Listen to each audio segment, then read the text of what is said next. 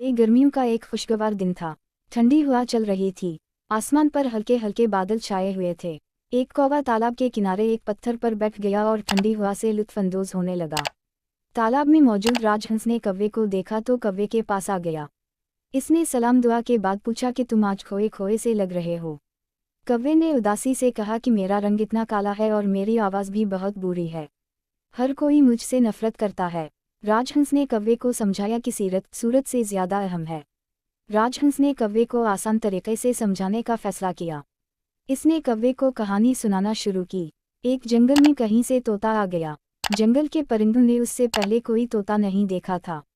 तोता निहायत खूबसूरत था और इसकी आवाज़ भी बहुत अच्छी थी।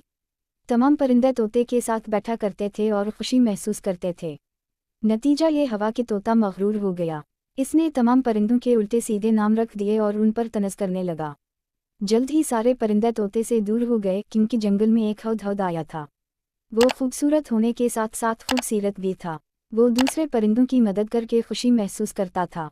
आहिस्ता आहिस्ता तमाम परिंदे तोते से दूर हो गए और हुदहुद से दोस्ती कर ली। उसी वक्त गोशी खरगोश लकड़ियाँ लेकर जाता हुआ नजर आया। कौवे ने कहा, गोशी भाई, कहाँ जा रहे हो? गोशी ने कहा, छत की मरम्मत करनी है। कौवा गोशी की मदद करने इसके साथ चला गया। कौवे को खुश देखकर राजहंस इत्मीनान महसूस कर रहा था।